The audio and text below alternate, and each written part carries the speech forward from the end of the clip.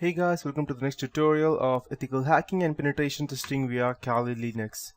So even if you knew how to go ahead and secure your Wi-Fi network and you have already done so, you probably will find all the encryption acronyms a little bit puzzling. So today you will I will go ahead and highlight the differences between encryption standards like WEP, WPA and WPA2 and why it matters, which acronym you slap on your home Wi-Fi network is more important, and later on I'll be teaching you how we could go ahead and try to bypass these securities.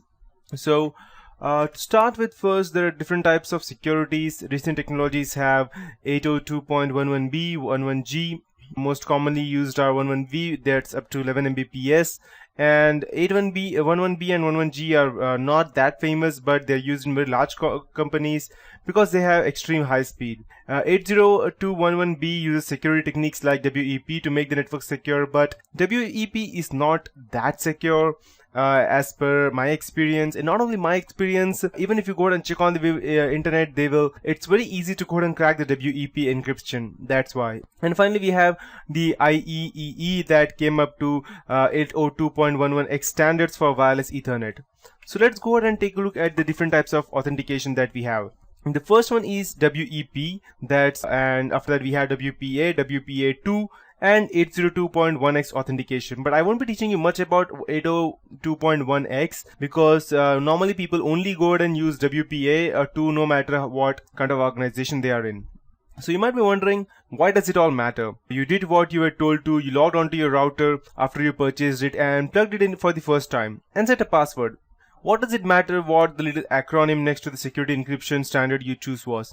As it turns out, it matters a whole lot, as is the case with all encryption standards. Increasing computer power and exposed vulnerabilities have rendered older standards at risk. It's your network, it's your data, and if someone hijacks your network for the illegal let's say hijinks, it will be the police knocking on your door. And if you have some kind of organization, then they can use that to gain access to confidential information and then later corporate espionage. So understanding the differences between encryption protocols and implementing the most advanced one for your router can go ahead and help you increase your security, or upgrading it if it cannot support current generation's secure standards. So that is the difference between offering someone easy access to your home and network and sitting secure. So let's start with these four types of authentication. Since the late 1990s, Wi-Fi security algorithms have undergone multiple upgrades with outright depreciation of older algorithms and significant revision to upgrade newer algorithms. So if you go to look at your history of Wi-Fi security, it will serve to highlight both what's out there right now and why you should avoid the older standards such as WEP.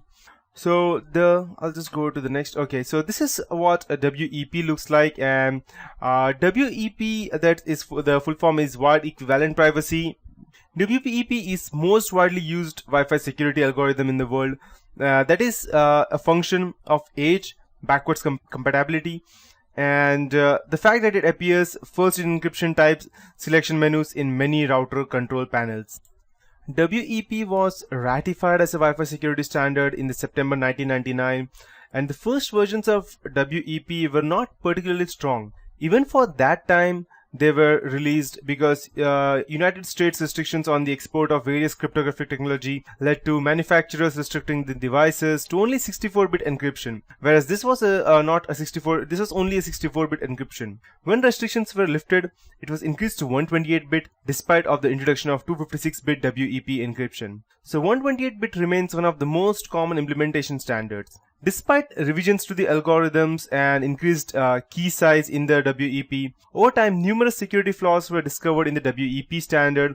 As computing power increased, it became very easier and easier to exploit them. As early there was some exploits that were floating around. By 2005, that the FBI from the United States gave public demonstration in an effort to increase the awareness of WEP's encryption. So WEP are not commonly used that much these days, and despite various improvements, workarounds and other attempts to shore up the WEP system, it remains highly vulnerable, and systems that rely on WEP should be upgraded, or if security upgrades are not an option, replaced. The Wi-Fi Alliance officially retired WEP in 2004. So I'll just go ahead and explain you the process as to how WEP encryption works like.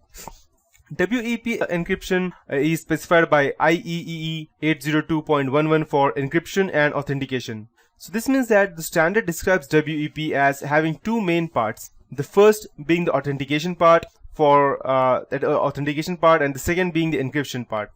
The goals of WEP are access control achieved by preventing unauthorized user from gaining access because they do not have the correct WEP key.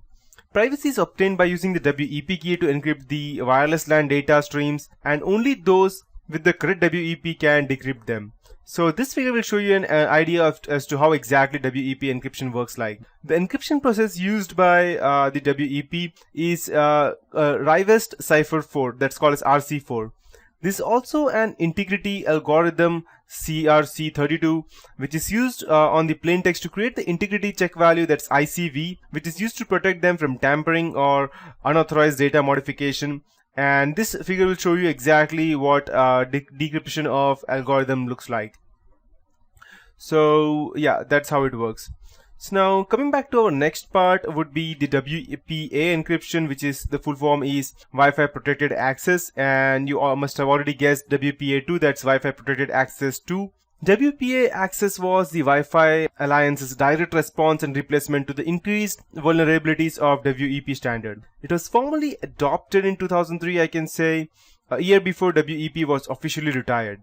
The most common wireless protected access configuration is the WPA PS key, that is the pre-shared key. The keys used by WPA are 256-bit, a significant increase over the 64 and 128-bit keys used in the WEP system. And some of the significant changes implemented with WPA included message integrity to determine if the attacker had captured or altered packets passed between the access point and the client, and the temporal key integrity protocol, that's TKIP. TKIP employs a per packet key system that was radically more secure and fixed, I can say, than that was used in WEP system. TKIP was later superseded by AES, that's Advanced Encryption Protocol, which is used nowadays. So despite what a significant improvement, okay, just let me go back. Okay, so despite what they say about the improvement done over WPA over WEP, the ghost of WEP still haunted WPA. That's TKIP, which is a core component of WPA, was designed to be easily rolled out via firmware upgrades onto system existing with WEP enabled devices. So as such, it had to recycle certain elements used in the WEP system, which ultimately were exploited. It became some kind of backdoor for hackers to go ahead and gain access into that. So WPA, like its predecessor WEP, it has been shown via both proof of concept and public demonstration to be very vulnerable to intrusion. Interestingly, the process by which WPA is usually breached is not a direct attack on WPA algorithm, but by attacks on a simply patented system that was rolled out with WPA and Wi-Fi protected access, that's WPS, which was designed to make it easy to link devices to modern access points. And to be more precise, if I tell you how it works, WPA, that's Wi-Fi protected access, it is a subset of 802.11i security protocol, and it was used to improve encryption and authentication capabilities to the IEEE wired equivalent privacy, that's a WEP protocol. The 802.11 work group has been developing a security standard, that's 802.11i. The decision was made to take the stable parts of the upcoming 802.11i standard and implement them into a standard that would provide wireless security until the 802.11i standard was finalized. So the standard takes these 6 elements of the 802.11i protocol and puts them together to increase the security provided by WEP.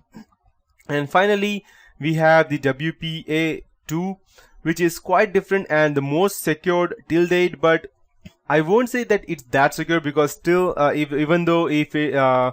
matter how secure it is still crackable, but not as much as the WPE or WPA or WEP.